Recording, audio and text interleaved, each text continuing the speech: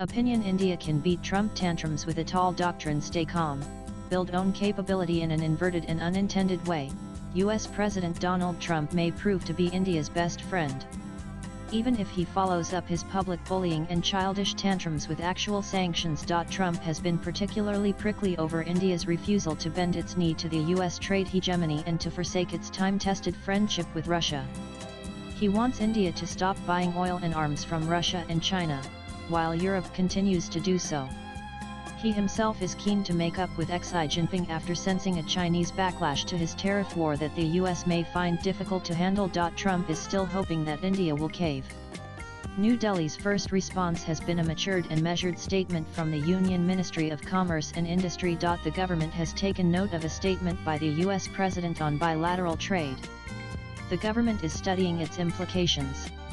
India and the US have been engaged in negotiations on concluding a fair, balanced and mutually beneficial bilateral trade agreement over the last few months.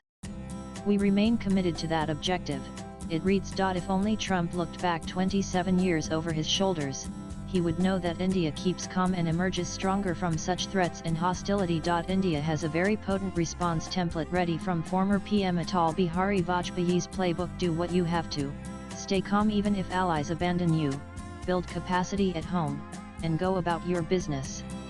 They come back. In spite of being in a coalition government, Vajpayee went ahead with the nuclear tests in May 1998, knowing fully what was to come. Immediate sanctions across continents followed, including the United States, Europe, Japan, Australia, and Canada.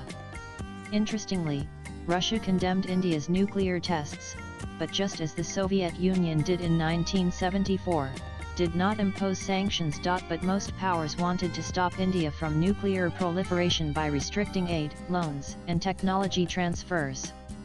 They wanted to crush India's ambitions and right to protect itself. But as ideologue S. Guru Murthy says on X, what happened was the opposite. India, which had a forex reserve of just 5 billion, floated the India development bonds for 5 billion, which was oversubscribed by 1 billion. The economy did receive jerk for 1 year, but from 2001 onwards it zoomed. In 1999-2004, India's GDP grew robustly, and by an average 6%, inflation came down to under 5%, and jobs grew by 60 million. He recalls. Most important, we posted current account surplus of 25 billion for 3 years from 2002 to 2004.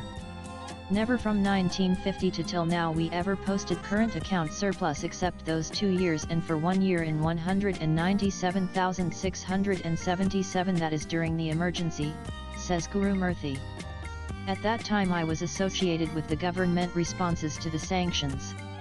Dr. Abdul Kalam, who was the scientific advisor, told me to tell PM Vajpayee to continue the sanctions for 56 years, as that would only promote domestic RD and scientific advancement. Trump knows not India fought, not just US, EU, Japan, Canada, Australia imposed tech and financial sanctions on India for 3 years.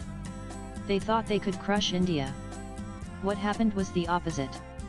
Here is the story. I was partly associated with https://coconib3zldjs Guru Murthy's Guru Murthy, July 30th. 2025 WHAT. Vajpayee also did then, apparently on the advice of bureaucrat politician N.K. Singh, was to unlock the power of India's diaspora. India development bonds were floated for NRIs, and it soaked in the nationalist upsurge that followed the Pokhran blast. On the diaspora front, PM Narendra Modi has taken Vajpayee's vision much further, and this could be a bulwark against Western sanctions today. While India found opportunity in the adversity of sanctions, the US, ironically, suffered because of the Glenn Amendment. It restricted foreign aid to US social outfits working in the Indian subcontinent, limited defense sales and licenses, curbed commercial exports, hindered trade and investments, and hit American financial institutions.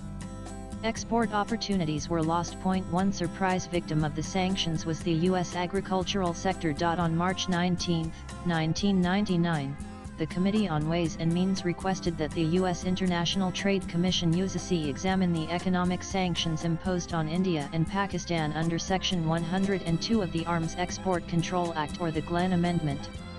This is what the ITC report, submitted in September 1999, found the U.S. economic sanctions imposed on India and Pakistan after they detonated nuclear explosive devices appear to have had a relatively minimal overall impact on India and a minimal but somewhat more pronounced adverse impact on Pakistan. Based on a telephone survey of over 200 U.S. companies and associations, the ITC found that the U.S. companies most affected by the Glenn Amendment sanctions were those involved in the sale of wheat and certain other agricultural products, industrial machinery, transportation, construction, and mining equipment, electronics products, and infrastructure development services. The ITC further found that the loss of trade and project finance support from the U.S. Export-Import Bank and the Overseas Private Insurance Corporation, as required by the Glenn Amendment sanctions, particularly hindered the ability of some U.S. companies to operate in India. That a prohibition of export credits and export guarantees by the U.S. Department of Agriculture, required under the Glenn Amendment but waived through September 30, 1999, most likely would adversely affect U.S. wheat exports to Pakistan. That the economic effects of the Glenn Amendment sanctions on the United States, India, and Pakistan are likely to be small, and that the major alternative suppliers benefiting from reduced U.S. exports to India and Pakistan under these sanctions are Japan, Europe, the rest of Asia, and Australia, New Zealand, and other South Pacific trading partners. United States International Trade Commission Annual Report 1999. INDIA did not flinch when the U.S. sent its 7th Fleet siding with Pakistan in the 1971 war. India came out stronger from the Pokhran sanctions. And India will certainly up its game a few notches faced with Trump's tantrums. Swipe left for next video. Only the U.S. stands to lose in the long game. Abhijit Majumdar is a senior journalist. Views expressed in the above piece are personal and solely those of the author. They do not necessarily reflect NEWS18's views. Latest blogs.